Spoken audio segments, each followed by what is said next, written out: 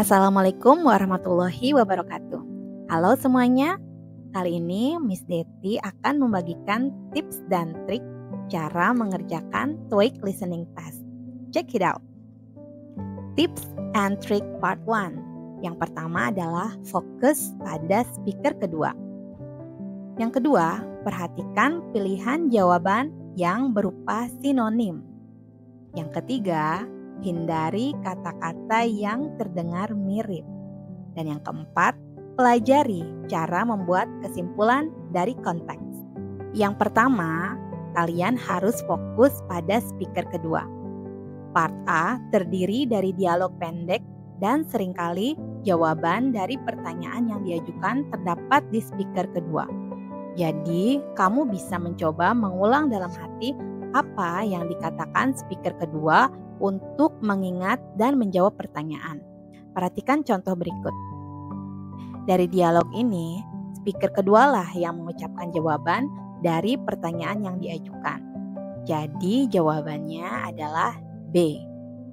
Part yang kedua, perhatikan pilihan jawaban yang berupa sinonim.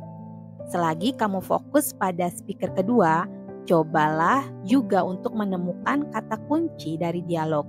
Apabila kamu menemukan sinonim dari kata kunci tersebut di pilihan jawaban, kemungkinan besar pilihan jawaban itulah yang merupakan jawaban yang tepat.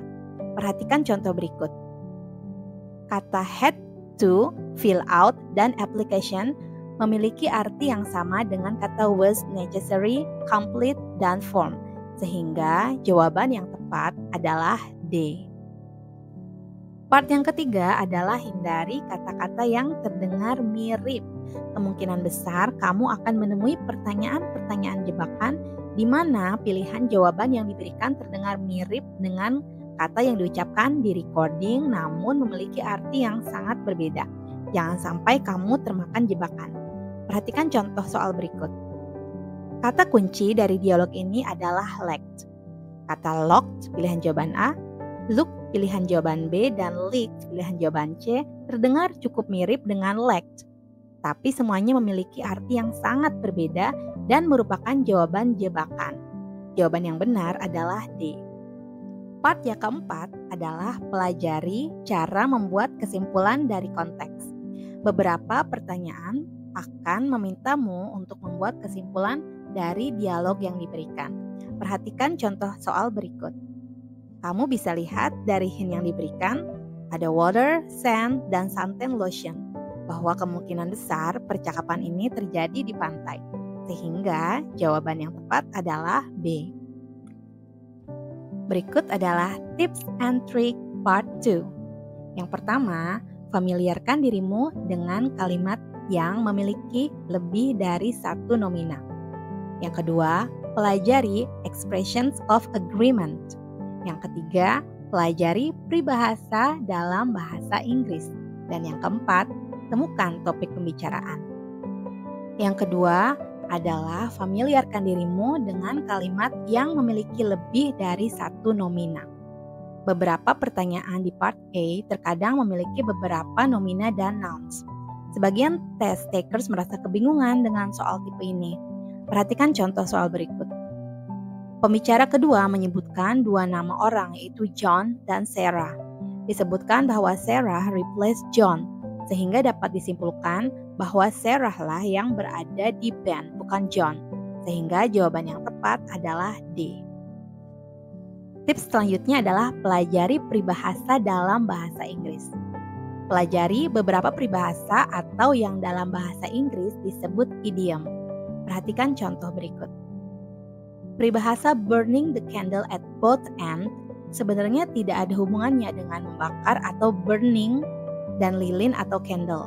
Sehingga opsi jawaban A, B, dan D adalah salah. Burning the candle at both ends berarti melakukan sesuatu yang melebihi kapasitasmu. Karena biasanya lilin hanya dibakar di salah satu ujung, bukan kedua ujung. Sehingga jawaban yang tepat adalah C. Tips terakhir dalam part 2 ini adalah temukan topik pembicaraan. Saat kamu mendengarkan recording, cobalah juga untuk menentukan topik dari dialog yang disajikan. Seringkali topiknya bisa ditemukan di bagian awal percakapan. umumnya di baris kedua atau ketika pembicara kedua pertama kali berbicara. Berikut adalah tips and trick part 3. Yang pertama, temukan who, what, where. Yang kedua, jawablah pertanyaan selagi kamu mendengarkan soalnya. Yang ketiga, dengarkan baik-baik kalimat pertama dari recording. Yang keempat, cobalah prediksi jawaban. Dan yang terakhir adalah kamu bisa menebak jawaban. Tips yang pertama adalah temukan who, what, where.